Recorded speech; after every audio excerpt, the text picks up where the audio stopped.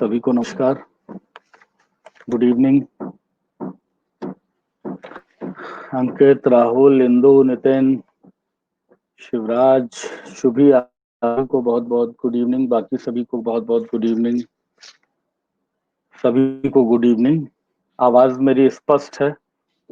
कल हम लोगों ने थोड़ा सा अपने प्लेटफॉर्म पर, पूजा गुड इवनिंग, थोड़ा ज्यादा संघर्ष किया था। खैर ये सब ना आपके हाथ में है ना हमारे हाथ में है। हम और आप प्रयास ही कर सकते हैं कि हमारी क्लास थोड़ी व्यवस्थित चलती रहे।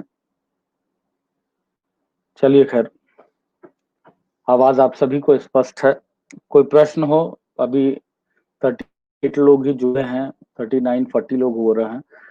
तो अगर आप लोगों के कुछ प्रश्न हो किसी तरीके से, पॉलिटी से इतर भी जा करके, तो आप मुझसे पूछ लें ताकि हम उस पर अगर चर्चा कर पाए तो रिलेवेंट हो तो हम चर्चा कर लेंगे उस विषय पर। क्योंकि आज हम बिल्कुल नया टॉपिक उठाने वाले हैं जो पीछे छूट गया हमारा, ताकि हम पॉलिटी से इतर विषयों को भी हम ले लें। और ज्यादा बड़ा टॉपिक नहीं है लेकिन महत्वपूर्ण टॉपिक जरूर है। तो अगर कोई प्रश्न हो आप लोगों के जो जिज्ञासा जनित, जैसे एक काम कर लिया कीजिए आप लोग। जैसे कई बार क्या होता है कि लिखने उखने में समय लगता है, या अगर आपके प्रश्न होते हैं उस समय आपको जब मैं पूछ रहा होता हूँ तब याद नहीं आते। आप लोग एक काम कर लिया कीजिए, अपने ग्रुप पर ही अपने क्वेश्चंस डाल दिया कीजिए। तो मैं क्लास लेने के करीब 20 मिनट पहले इस टेबल पर बैठ जाता हूँ। मैंने आप लोगों की क्लास के लिए अपने बेटे के रूम को कब्जा कर रखा है। देख लीजिए पीछे हमारे, मेरी तरह ही एक रोबोट भी आया होगा रोज। तो मैं 20 मिनट पहले आके बैठ जाता हूँ, तो उन प्रश्नों पर मेरा ध्यान चला जाएगा और मैं आप लोगों के साथ यहाँ चर्चा पर चर्चा भी कर लूंगा। ठीक है। शिवराज, अभी हम अलगाववाद पर भी चर्चा करेंगे, उस पर भी हम आएंगे। आज उन्हीं सारे विषयों पर हम चर्चा वाले हैं। तो थोड़ा पेशेंस बनाए रखेंगे तो अपन इन सारे विषयों पर करेंगे। कोई और विषय जहां पर आप लोगों के डाउट्स हों, कोई प्रश्न हो? क्योंकि मुझे लगता है एक आध दिन ऐसे भी सेशन करने चाहिए जिसमें हम आपके साथ चर्चा परिचर्चाएं कर सके, आपके क्वेश्चंस, आपकी बाकी चीजों को भी हम सॉल्व कर सकें, ऐसा भी प्रयास करना चाहिए। तो बिल्कुल बिल्कुल उसे करेंगे। अब हम लोग धीरे धीरे चीजों के उस प्लेटफॉर्म पर आ रहे हैं जिस पर हमें चर्चा करनी चाहिए। मैं अब चीजों को थोड़ा सा व्यवस्थित करने की दिशा में आ रहा हूँ। कुछ ऐसे दायित्व हैं जिनके कारण से मैं पूरी तरह से आप लोगों के साथ अभी भी नहीं जुड़ पा रहा हूँ। उसका कारण कोविड-19 की परिस्थितियां हैं, भोपाल का लॉकडाउन है, लगातार बढ़ते हुए जो भोपाल में केसेस हैं, इंदौर से भी ज्यादा केसेस भोपाल में लगातार बढ़ रहे हैं। मध्य प्रदेश सबसे ज्यादा केसेस बढ़ रहे हैं। खैर, सच्चाई तो यह है कि देर सवेर होना सबको है। अपनी बारी का हम और आप इंतजार करें, लेकिन तब तक कम से कम अपने आप को सुरक्षित रखने की दिशा में प्रयास जरूर करें। तो आप लोगों की अनुमति हो तो हम अपने क्लास की प्रक्रिया, 50 लोग जुड़ चुके हैं हमारे साथ, या कोई प्रश्न हो तो पूछ लीजिए आप लोग। तो मैंने आपसे कहा कि जो भी प्रश्न अगर आप लोगों के रहें तो आप उसको पहले एक काम कर लिया कीजिए कि आप आ- आधे एक घंटे पहले उसको अपने इस ग्रुप पे डाल दिया कीजिए। ठीक है। तो उस ग्रुप पे डाल देंगे तो उससे क्या होगा कि हम आराम से आपसे प्रारंभिक 5-7-10 मिनट जो है उन जो क्वेश्चन है उस पर चर्चा कर लेंगे। हालांकि मैंने पॉलिटी के बड़े सारे टॉपिक्स उठाए, यूपीएससी तक के क्वेश्चन उठाया है इन जगहों पे। लेकिन यद्यपि कोई प्रश्न इस तरीके का छूट गया हो जहां आपको लगता हो कि उस पर चर्चा नहीं हुई, तो बेहतर है कि उन ऐसे प्रश्नों को आप लोग चर्चा कर लेंगे तो आपका नॉलेज लेवल एनहांस हो जाएगा। मैं आप सभी लोगों को, जितने भी लोगों ने लिख करके मुझे पर्सनली या ग्रुप पे डाला, आप लोगों को बधाई देना चाहूंगा कि आप लोग एक सही डायरेक्शन में प्रयास कर रहे हैं। बस दो चीजों का ध्यान रखिए, जब आप किसी किताब से या किसी जगह से कंटेंट को ले रहे होते हैं तो इस बात को जरूर ध्यान में रखिए कि उसको लेना है, कितना उसको शामिल करना है। अर्थात मुझे ये लगता है कि आपकी वर्ड लिमिट थोड़ा एक्सीड हो रही है। फिर आप उसमें इस क्रमबद्धता का भी ध्यान नहीं रख रहे हैं, किसको पहले लाना चाहिए, किसको बाद में लाना चाहिए, किसको विस्तार देना चाहिए, किसको विस्तार नहीं देना चाहिए। ऐसी चीजों पर भी थोड़ा-सा विचार कर लेंगे तो आपकी चीजें थोड़ी-सी व्यवस्थित और हो जाएँगी। लेकिन ये प्रयास आप लोग कर रहे हैं, इसके लिए मैं आपको बधाई दे रहा हूँ। क्योंकि याद रखिए, असली एग्ज़ाम मेंस है और मेंस की चुनौतियाँ लिखने के स्तर पर ही हैं। आप कितना जान रहे हैं इससे एग्ज़ामिनर का कोई लेना-देना नहीं है, कोई सरोकार नहीं है। आप कितना लिख रहे हैं, सीधे लेना-देना है। अभी हाल-फिलहाल में एक सीनियर अधिकारी हैं, उनकी वो अपनी पुत्री के साथ हमारे घर आए थे और वो बच्ची ने यूपीएससी के 3 मेंस लिखे हुए हैं और एमपीपीएससी में उसको उसका मेंस क्वालीफाई नहीं हो पा रहा है। नॉलेज अच्छा है, सारी चीज़ें अच्छी हैं, लेकिन आपके एग्ज़ाम के अकॉर्डिंगली जो राइटिंग अप्रोच चाहिए वो शायद उस बच्ची की राइटिंग में नहीं है। तो ये जब आप लोग लिखेंगे तो आप लोग ये खुद महसूस करेंगे कि ये चुनौतियों का सामना आप लोग भी कर रहे हैं और जितना ज़्यादा लिखेंगे, उतना ज़्यादा आपकी चीज़ें एनहांस होगी। तो मुझे लगता है कि इस प्रक्रिया को बिल्कुल बनाए रखिए। इस बात को भूल करके लिखिए कि मेरा क्या आपको कमेंट किया जाएगा, ठीक है? यहाँ आप लोग सीखने के लिए बैठे हुए हैं, यहाँ आप लोग जानने के लिए बैठे हैं, यहाँ आप अपने आप को परफेक्शनिस्ट बनाने के लिए बैठे हैं, तो धीरे-धीरे ये चीज़ें आ जाएगी, ठीक है?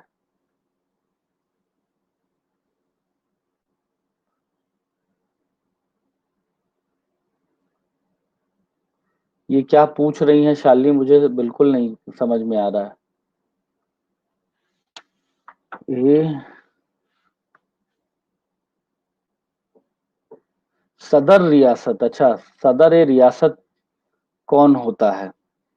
का मतलब होता है प्रमुख और रियासत का मतलब होता है राज्य। सदर-ए-रियासत का मतलब हो गया राज्य का प्रमुख, ठीक है?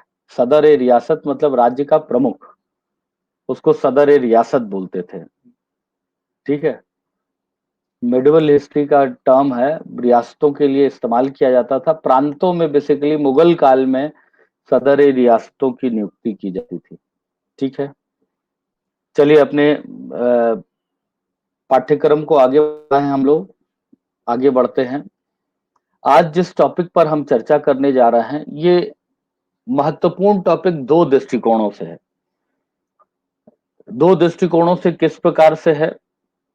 एक तो आपके पॉलिटी के टॉपिक से जुड़ा हुआ है, दूसरा ये आपके करंट के टॉपिक से भी जुड़ा हुआ है और तीसरा ये आपको ऐसे आदि में भी हेल्प कर सकता है, जिसमें आपके 2 टॉपिक लिखे हुए हैं, ये नए और पुराने दोनों सिलेबस में है। आंतरिक और बाह्य सुरक्षा के मुद्दे। आज हम इस टॉपिक पर चर्चा कर रहे हैं, आंतरिक और बाह्य सुरक्षा के मुद्दे, जिस पर हम विस्तार पूर्वक अभी की परिस्थितियों से जोड़ते हुए चीजों को बताते हुए आपसे चर्चा करेंगे। पहले बाह्य सुरक्षा के विषयों पर आएंगे और फिर हम आएंगे आपके आंतरिक सुरक्षा के मुद्दों पर, ठीक है? हालांकि बाह्य सुरक्षा की जब भी बात की जाती है तो बाह्य सुरक्षा का मतलब केवल याद रखिए केवल युद्ध आदि से ही नहीं है। बाह्य सुरक्षा का मतलब वे सारे तनाव और वो सारे व्यवहारों से है जिस आपकी देश की संप्रभुता प्रभावित हो सकती है, जिससे आपके देश की जो व्यवस्थाएं हैं उसे बाह्य प्रयासों से खंडित किए जाने का प्रयास किया जा सकता है। तो ये सारे पक्ष जो है बाह्य सुरक्षा से जुड़े हुए हैं। जब भी हम बाह्य सुरक्षा की बात करते हैं तो हमारे दिमाग में केवल ये आता है कि पड़ोसी राष्ट्रों के साथ संबंध कैसे हैं और उन पड़ोसी राष्ट्रों के साथ संबंध के आधार पर किस तरीके से हमारे देश की आंतरिक सुरक्षा को चुनौतियां स्थापित हो सकती हैं। बाह्य सुरक्षा का इससे कोई लेना देना नहीं है, मतलब पूरी तरह से लेना देना नहीं, कोई तो नहीं कहा जाएगा लेकिन पूरी तरह से लेना देना नहीं है। हम जानते हैं कि अपने देश बेसिकली जो आज का कोई भी देश है वो ग्लोबल वर्ल्ड का पार्ट है, मतलब वैश्विक विश्व का पार्ट है और उस जगह पर उसके उसके बाह्य सुरक्षा के मुद्दों को कोई जरूरी नहीं है पड़ोसी प्रभावित करे। कहीं दूर विद्यमान कोई देश भी आपके हितों को प्रभावित कर सकता है, इसे नकारा नहीं जा सकता है।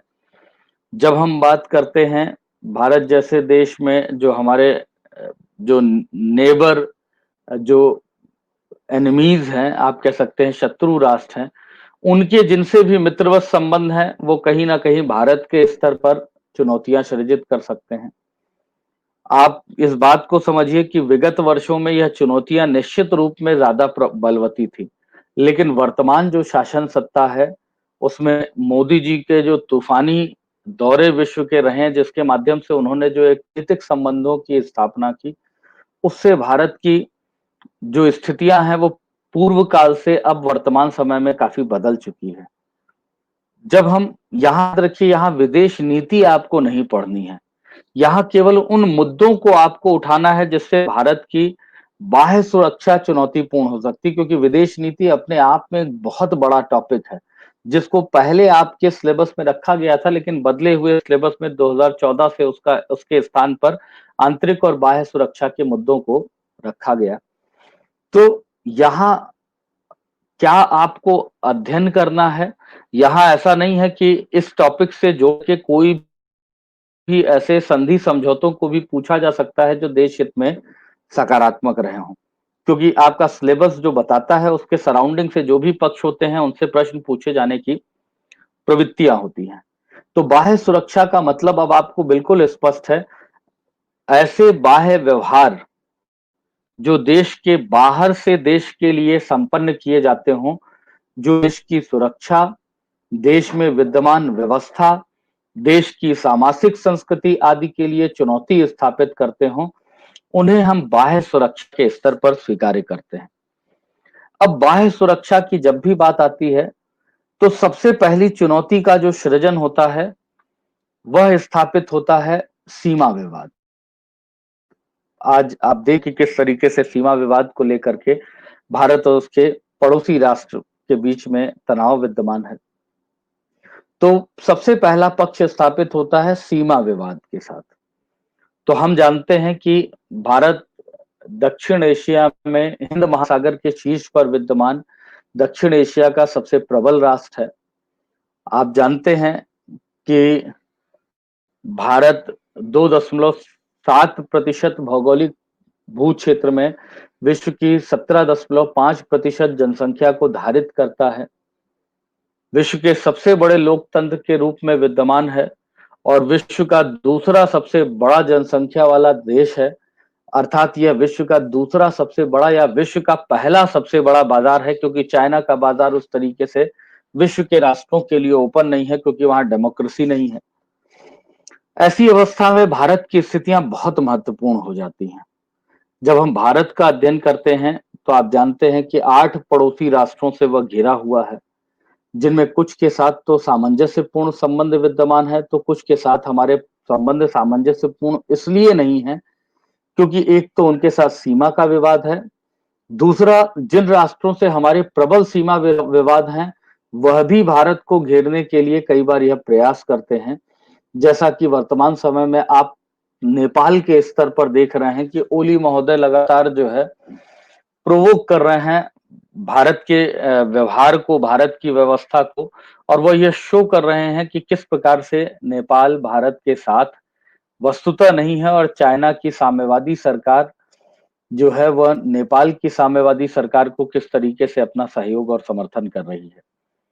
तो ये वो प्रमुख आधार हैं जिनसे सीमा संबंधी स्थितियां हैं वो संतुलित नहीं होती हैं।